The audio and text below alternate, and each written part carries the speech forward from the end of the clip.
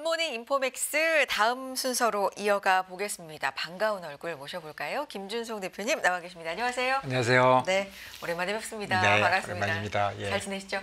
네. 네.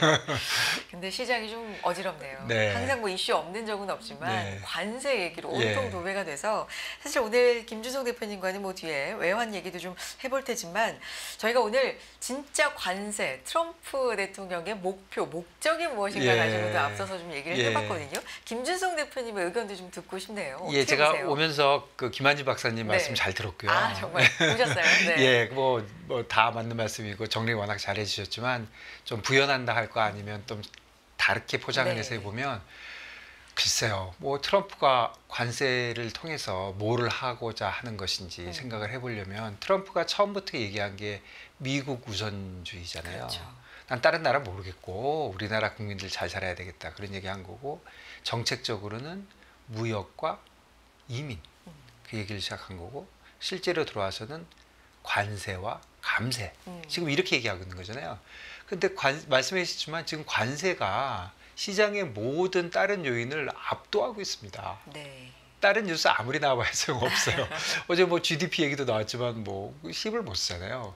그러니까 뭐 트럼프가 말 안 하면 주식이 오르고 트럼프가 말하면 내려오고 뭐 모든 게 변하고 있으니까 그러니까 트럼프 관세가 그만큼 시장에 영향을 주고 있는데 그러다 보니까 과연 진짜 트럼프가 뭘 원하는 건지를 생각하는 게 진짜 중요한 것 같아요. 네. 오늘 김 박사님 말씀하신 네. 대로 그래서 뭐 그런 건데 어느 정도의 타겟이 있는 건데 그냥 크게 생각해 보면 단순하게 첫 번째는 미국의 제조업을 살려보겠다는 거잖아요. 제조업한테 도움을 주려는 거죠. 관세를 자꾸 매기면 들어와서 만들어라 이런 거잖아요. 그러니까 지금은 사실 서비스업 위주잖아요. 예. 미국 경제가. 예. 근데 제조업 쪽도 좀 확 그렇죠. 올려보겠다. 그렇죠. 재임 기간 예. 동안에. 그러니까 당장 현대차가 가서 만든대잖아요. 그리고 뭐 캐나다한테도 진짜 감정적으로 그 감정적인 얘기가 캐나다하고 사이 엄청 나빠진 것 같아요. 뭐 미국의 몇 번째 주가 되라고 하니까 뭐 같은 미국이 되면 관세는 없겠죠. 이런 식으로 제조업을 도와주려고 하는 게 제 생각에 첫 번째인 것 같고 네. 두 번째는 미국이 감세를 하고 싶어 하잖아요. 감세를 하면 뭐 돈을 어디선가 걷어야 되는데 처음에는 저도 농담이라고 생각했지만 사실 관세를 많이 매기면 어쨌든 세금을 걷는 거잖아요. 사실은 국민들한테 걷는 거지만 뭐 표면적으로는 국민들한테 안 걷고 외국에 다른 있는 나라에서. 수입업자 외국에 있는 수출업자한테 네. 걷는 것처럼 보이니까 나쁘지도 않고 어쨌든 뭐 전체적으로 오늘 어느 정도까지 올릴 것 같다는 얘기도 했지만 관세를 올리면 뭐 다른 쪽에서 감세할 수 있겠죠. 그러니까 그런 게 있는 것 같고 세 번째는 그야말로 정치적으로 좀 이용을 해보겠다. 자기네가 하고 싶은 것들이 있는데 이걸 통해서 칼자루를 한번 잡고 협상을 해서 꼭 경제적인 문제뿐 아니라 다른 것들도 그다음에 비관세 장벽 같은 것도 많잖아요. 그런 거를 좀 해결해 보겠다 하는 게 깔려 있는 것 같고요. 그래서 저는 세 가지 정도라고 생각하는데 여기 세 번째 중에 특히 중국이 좀 관련되는 것 같아요. 처음에 관세 정책을 할 때 정확한 의도는 모르겠지만 타겟은 다 중국이라고 생각했잖아요. 그랬는데 뭐 이 의도를 해서 간 건지 의도를 안 한 건지 모르겠는데 불길이 뭐 캐나다, 멕시코, 뭐 먼저. EU, 네. 뭐 일본, 뭐 우리나라 이런 식으로 우방국 쪽에 지금 네. 번지고 있잖아요. 그렇지만 그래도 마지막 마음속에 있는 거는 중국이다. 그러니까 중국하고는 아직 시작도 안 했다. 그러니까 앞으로도 되게 시끄러울 것이다. 그런 생각이 듭니다. 미국 측에서 보면 진짜로 걱정되는 사람들은 중국이잖아요. 미국 입장에서 보면 중국 입장에서는 반대겠지만 그러니까 중국에 대한 건 아직 시작도 안 했다. 그런 생각이 들고 특히 레버리지로 관세를 사용하는 문제에 있어서는 중국의 기술적인 거 결국 기술적인 거를 지금 EU나 아시아 다른 국가들이 거의 못 쫓아오고 중국만 쫓아오고 있잖아요. 그러니까 중국을 어느 정도 눌러놔야 미국의 기업들이 빅테크가 계속적으로 잘 나갈 테니까 중국을 좀 눌러놓고 싶고 최근에 중국이 상당히 쫓아오니까 거기에 대해서 더 강력한 조치가 나오지 않겠냐. 그래서 앞으로도 뭐 관세 이런 요인이 그야말로 시장을 압도하는 그러니까 압도적인 요인이 뭐 생각을 해보면 관세 외에 어떤 뉴스가 나오면 시장이 크게 움직이겠습니까 지금. 아무리 생각해봐도 별게 없어요. 그러니까 결국 관세, 트럼프의 정책 이런 것들이 이제 굉장히 무질서하게 보이는데 정말로 무질서한 건지 진짜로 무질서하긴 하잖아요. 즉흥적으로 하니까. 하루하루는 예, 그래요. 그렇지만 길게 보면 트럼프가 그렇게 무질서한 사람인지 그런 거에 대한 그 막 시장의 생각 이런 것들이 되게 중요한 것 같고요. 그리고 뭐니 뭐니 해도 트럼프가 어떻게 하는 자체도 중요하지만 시장이 어떻게 보느냐도 중요한 것 네. 같아요. 예, 그런 것들이 중요하다 이런 생각이 듭니다. 보통은 어떤 문제가 네. 굉장히 진짜 피곤할 정도로 언급이 많이 되면 시장에서는 내성이 생긴다거나 아니면 이제 믿지 않는다거나 뭐 이런 반응이 나오는데 아직 관세에 대해서는 그럴 단계가 아니군요. 말씀하신 거대로 하면 칼 끝은 중국인데 네. 아직 그쪽으로는 본격적으로 시작도 안 한 네, 거니까요. 제 생각이 좀 그런 것 같고요. 그리고 이제 칼끝을 겨루다 보니까 옆에가 의도하지 않게 불길이 좀 크게 번진 거는 뭐 그런 거는 있는 것 같고 결국은 그런 피로감 정도? 지금 말씀하신 대로 이제 내성이 생긴 건 아니고 좀 피로하긴 한 거죠. 피곤하죠. 좀 네. 피곤해. 맨날 저러니까. 그렇지만 그 요인 자체가 너무 네. 크고 그래서 시장이 보는 눈이 중요한 것 같아요. 뭐 똑같은 일이 벌어져도 시장은 항상 좋게도 보고 그렇죠. 나쁘게도 보잖아요. 사실은 시장에서 우리가 사고 파는 인베스터 입장에서 보면 행위가 중요한 게 아니라 그 행위를 보고 내 옆에 있는 시장 사람들이 어떻게 생각하느냐가 중요하거든요. 본질적으로 뭐가 어떻게 됐는지 난 잘 모르겠는데 그거를 보고 사람들이 오른다고 생각하면 시장이 오를 거잖아요. 내린다고 생각하면 내리고 결국은 내 생각이 중요한 게 아니라 남의 생각이 중요한 거잖아요. 본질이 중요한 게 아니라 내 주위 사람들이 중요한 건데 시장에 보는 눈이 제가 보기에 조금 변화하고 있는 것 같아요. 어떻게요? 그러니까 처음에 생각해 보면 트럼프가 11월 달에 당선이 됐는데 당선 전에는 트럼프가 꼭 될 거라고 보지 않았잖아요. 거의 반반이었잖아요. 그럼에도 불구하고 될 가능성이 반이니까 이민과 무역에 대해서는 그 민주당마저도 트럼프 얘기를 많이 받아들였어요. 이게 맞는 말인 것 같네. 미국이 뭐 그야말로 세계에 좋은 일만 해줄 필요는 없는 거 아니야. 이런 식으로 많이 변했고 트럼프가 실제로 조금 서프라이즈 되게 아주 쉽게 당선이 되고 나니까 우리 많이 얘기했던 얘기 트럼프 트레이드. 그게 이제 벌어진 거고 네. 그때 똑같은 현상인데 그때 시장이 그냥 단순하게 보면 훨씬 복잡하지만 단순하게 보면 트럼프가 관세를 올리고 감세를 하면 그러면 첫 번째 그러면 인플레이션이 되겠네. 가격으로 전가가 가격이 되니까. 올라가니까 네. 가격이 올라가면 인플레이션이 되겠네. 네. 두 번째는 재정 적자가 많이 나면 감세를 해서 채권을 많이 찍어내겠네. 그러면 이 두 가지 다 금리가 오르겠네. 그렇게 생각한 거죠. 그래서 금리가 오르고 그 다음에 미국 금리가 오르면 달러화가 강세가 되겠네. 그리고 미국만 잘 나가면 달러화가 더 강세가 되겠네. 그게 두 번째고 네. 세 번째는 그러면 미국 주식도 좋겠네. 이래가지고 실제로 보면 11월 달부터 취임하는 날까지 이자율은 4.3이었던 게 4.8이 됐고요. 네. 달러 인덱스는 104였던 게 110 됐어요. 지금 정확히 반대죠. 다시 제자리로 다시 시작 자리로 다 왔어요. 제자리로. 다시 제자리로. 되돌림. 네. 그리고 주식은 조금 다르게 더 뒤에서 고점이 있었지만 주식은 더 아래에 있죠. 네. 그렇지만 전체적으로 보면 처음에 트럼프 트레이드라는 거하고 생각이 지금 올라갔다가 제자리에 오거나 주식은 더 내려가 버렸잖아요. 그러니까 시장이 보는 관점이 좀 달라진 것 같아요. 그러니까 전체적인 뭐 막상 취임을 해서 나오는 얘기들이 물론 이제는 진짜 실전이니까 이걸 받아들이는 건 조금의 차이가 있겠지만 전체적인 큰 틀은 취임 전과 후가 하는 얘기들은 변한 건 같죠. 없잖아요. 다만 취임 네. 직후에 하나는 시장이 좀 안도를 했던 거는 중국에 대해서 직접적으로 하진 않네.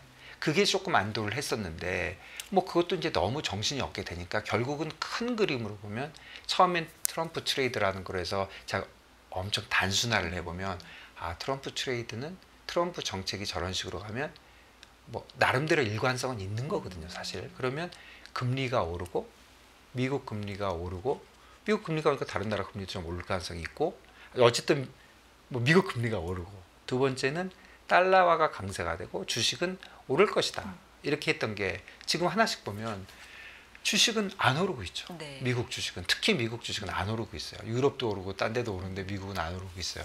그거는 제가 보기에는 글쎄요, 미국 우선주의라고 사람들이 봤는데 이제는 이게 역풍을 좀 맞아가지고 미국의 성장률을 건드리는구나, 이렇게 생각하는 것 같아요. 근데 이게 물론 네. 맞는 말씀인데 네. 시기적으로 네. 취임하고 뭐 어느 정도 정책 효과를 보고가 아니라 네. 거의 하자마자 네. 되돌린 거잖아요. 그러니까 어떻게 보면 지금 말씀해 주신 그대로 그 짧은 시간에 미국 펀더멘털이 변하면 얼마나 변했겠습니까? 네, 네. 그러니까 결국은 사람들이 보는 눈이 좀 달라진 게 아닌가. 그러니까 뭐 어떻게 보면 역풍을 맞은 거고, 어쨌든 보는 눈이 좀 달라져가지고 미국 우선주의니까 미국이 잘 나가겠지. 거기서 아니야, 미국 경기를 떨어뜨릴지도 몰라.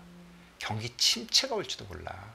뭐 거기에 물론 중국의 그 기술적인 문제가 가세는 했지만 뭐 좀 작은 걸 제외하고 나면 그런 게 있어서 결국은 좀 지금 시장의 보는 눈이 달라져서 이제 트럼프가 관세 얘기를 막 하면 초창기에는 금리가 주식 가격이 올랐잖아요.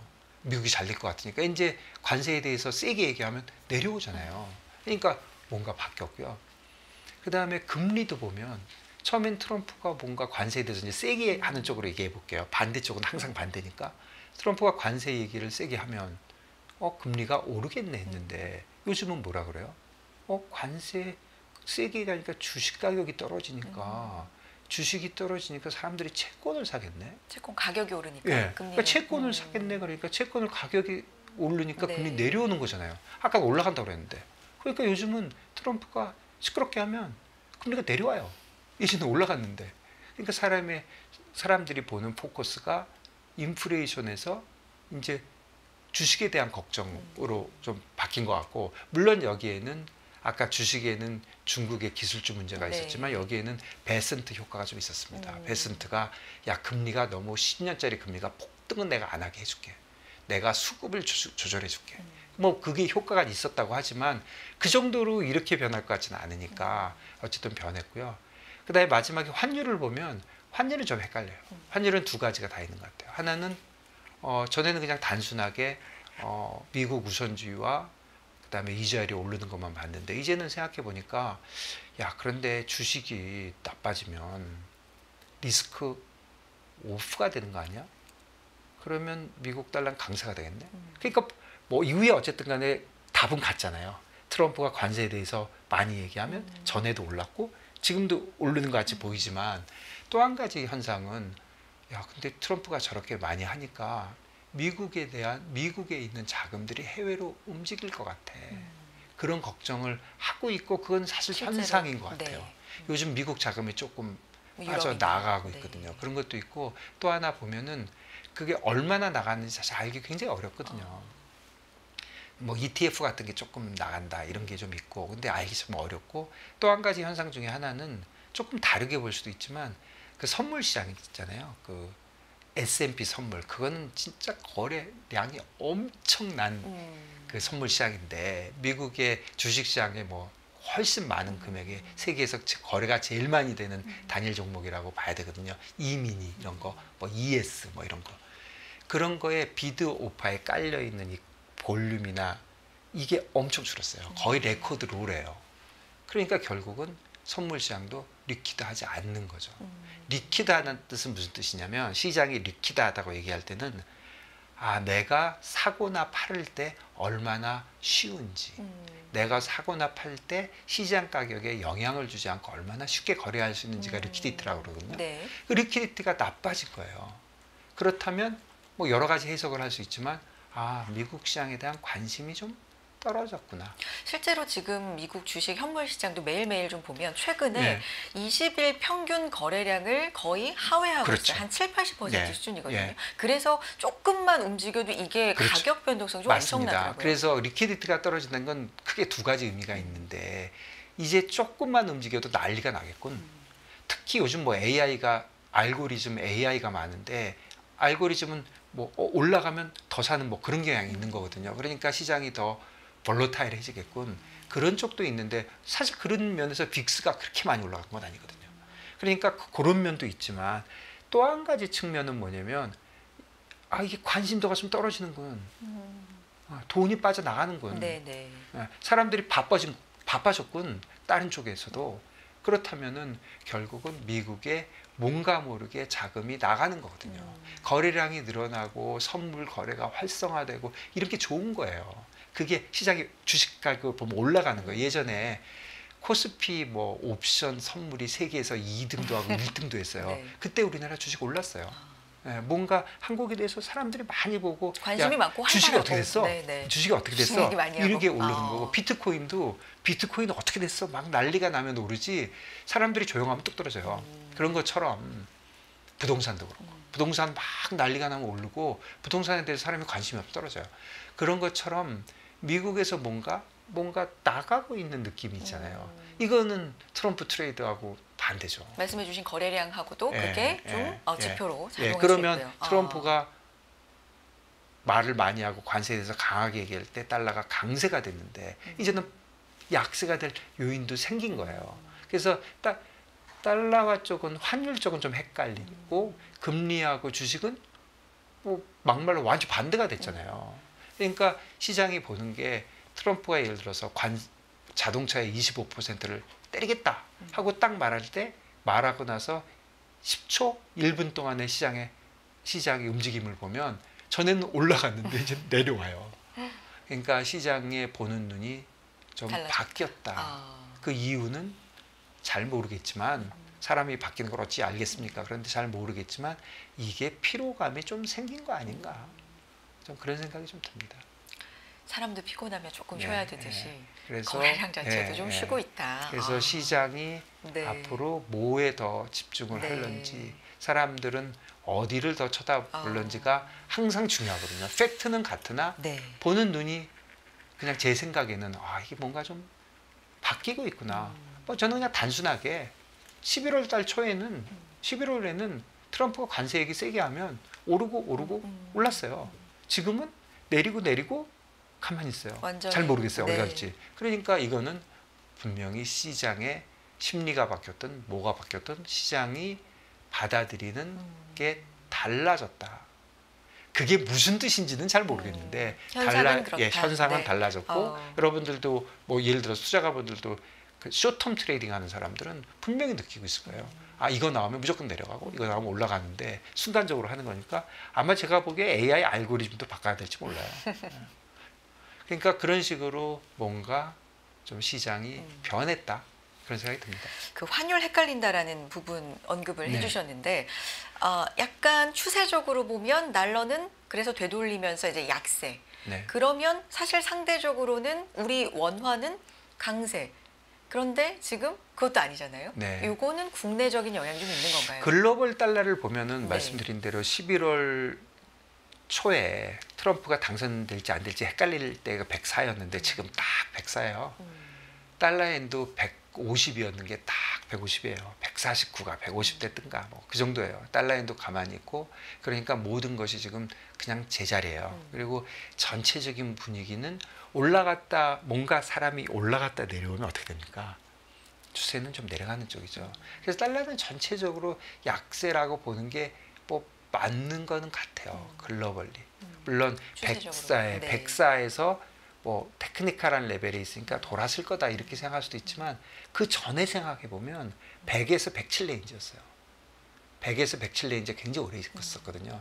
이게 107을 넘어서 108까지 110까지 갔어요. 트럼프 트레이드 할 때. 그리고 107에 걸리지 않고 내려왔으니까 104면 중간쯤인데 뭐 특별한 테크니컬한 레벨은 분명 아니에요. 한 100쯤은 가야 레벨이거든요. 그러니까 다시 예전에 100, 107 레인지로 갈 수도 있어 보이니까 조금 약세라고 봐집니다. 근데 뭐 요즘 환율이 사실 제일 안 움직여요. 제일 안 움직이고 좀 헷갈리는 대목인데 원화는 왜 이렇게 약하냐. 그러니까 정확한 표현은 원화만 약한 거예요. 원화만 나홀로. 예전에는 달러화에 대해서 원화가 약했는데 그런데 나머지 커런시에 대해서는 다 같았거든요. 그런데 이제는 다른 커런시들은 가만히 있는데 우리만 약한 거죠. 현상은 너무 쉽죠. 뭐 달러 원은 지금 뭐 비교적 높지만 높은 레벨에 있는데 원예는 보세요. 원예는 연초에 900이었거든요. 네. 좀 900, 뭐 90 갔다가 지금 970이잖아요. 뭐 있었어요. 유로원 같은 것도 한번 보시면 네. 거의 비슷해요. 그렇죠. 그러니까 유로 원화도 그렇게 많이 변했고 유로 예는 거의 같아요. 뭐 조금 차이 있는데 161이었던 게 163 정도 됐는데 별 차이 없어요. 결국은 별 차이 없는데 원화는 원 달러도 원옌도 원 유로도 사실은 다 거꾸로 얘기하는 게 더 쉬운 말이긴 한데 옌원, 달러원, 유로원이 전부 다 원화만 약세인 거죠. 그러니까 최근에 옌원에 대해서 집중을 한다면 그거는 예전에 옌원의 관계를 볼 게 아니라 그냥 원화가 왜 약세가 됐는지를 보면 이건 내부적인 이유가 좀 있는 거고요. 그게 정답이지. 네. 옌원이 뭐 850원이 1000원이 됐네, 970원이 됐네 그런 레벨을 보는 것보다는 원화가 상당히 약해졌는데 지난 한 3, 4개월 동안 이 원화의 약세 부분을 뒤집을 수 있는지 네. 그 약세의 원인들이 앞으로 계속될 건지 그거를 판단하는 게 중요한 것 같습니다. 그럼 전반적으로 보면 달러화는 어쨌든 추세적으로는 좀 약세 국면이고 그러다 보니까 유로화 강세, 이건 유럽 쪽에 뭐 특수한 영향도 있고요. 엔화도 강세, 우리는 나홀로 약세인데 이게 지금 보면 그러면 앞으로는 어떻게 될 거니까 사실 미국과 지금 비미국의 경기 격차가 축소되는 국면이잖아요. 그리고 그럴 거란 전망이 많고 그러면 달러화는 약세 쪽으로 추세적으로 좀 더 그렇죠. 가니까 예, 가장 펀더멘탈한 얘기를 하신 것 같아요. 뭐 이자율 차이도 중요하고 다 세상 다 중요하지만 그래도 아주 길게 볼 땐 경기거든요. 어느 나라가 더 좋은지. 그런데 미국 우선주의로 미국이 완전 날아갈 줄 알았는데 이게 조금 그럼 꼭 그런 것도 아니잖아요. 그러니까 시장의 본능이 바뀌었다고 제가 계속 말씀드리는 이유가 사람들이 미국이 동무될 거라고 생각했던 게 정말 트럼프가 저런다고 정말 이런 생각을 하는 거죠. 괜히 저러다가 그냥 집안에 있는 밥그릇까지 깨트리는 거 아니야? 이런 생각을 하기 때문에 전반적으로는 달러화가 그래도 약세 분위기로 가는 것 같다. 그게 첫 번째죠. 여기에는 유로화의 영향도 최근에는 환율에서는 좀 큰 것 같아요. 유로도 있고 뭐 엔화도 그렇고 전체적으로는 미국 자체에서도 좀 약해졌고. 그러면 나홀로 원화 약세인 원화는 이게 이제 정치적인 불확실성이 방향성이 어떻게 되든지 간에 해소가 되면 그러면 좋아지죠. 다른 나라 통화하고 맞춤 정도는 갈 수 있는 거예요. 그렇죠. 그래야 되겠죠. 여러 가지 이유가 있지만 저는 첫 번째는 경기라고 봅니다. 우리가 11월 달에 비교해 보면 경기가 그때 예측하고는 완전히 다르잖아요. 그때 2% 넘게 얘기했잖아요. 다 괜찮다 그랬잖아요. 지금은 뭐 1.5%? 1.3% 얘기하잖아요. 그러니까 그 기간 중에 경기가 가장 급락할 거라고 예상이 변한 나라는 우리나라예요. 미국도 아니고 미국이 리세션 얘기 많이 하지만 우리는 더 험악해졌거든요. 그러니까 경기가 첫 번째 이유고 두 번째는 말씀해 준 대로 정치가 불안하니까 통상 정책, 뭐 무역 정책, 산업 정책, 재정 정책 다 그냥 엉망된 거죠. 쉽게 얘기하면 아무것도 안 하고 있는 거고 그 와중에 달러원 개입도 국민연금한테 맡기면서 요즘은 다시 들어오고 있다고 생각하지만 예전같이 통제력이 줄어든 거 그런 것들이 이제 영향을 미치고 있고 수급 면에서는 그렇게 많이 안 나빠진 것 같아요. 그것도 자세히 알 수는 없지만 뭐 수출도 갑자기 지금 현재 나빠진 건 아니고 뭐 반도체 좀 좋아질 수도 있잖아요. 그리고 뭐 자동차는 앞으로 나빠진다는 거지 지금은 그런 대로 버티고 있고 그 다음에 외국인 주식 자금이 뭐 들어오고 있잖아요. 나가는 건 아니고 다만 국내 투자가들이 해외로 나가는 거는 계속 되고는 있는 것 같아요. 그 정도면은 수급이 엄청 나빠지진 않았거든요. 결국은 수급보다 더 나빠진 거 있죠. 심리가 엄청 나빠지죠. 알겠습니다. 그 정도라고 생각이 됩니다. 네, 여기까지 오늘 듣도록 하겠습니다. 시사점 많이 말씀해 주셔서 주말 내내 좀 곱씹어 보겠습니다. 굿모닝 인포맥스 김준송 대표님과는 여기서 인사 나누겠습니다. 고맙습니다. 감사합니다.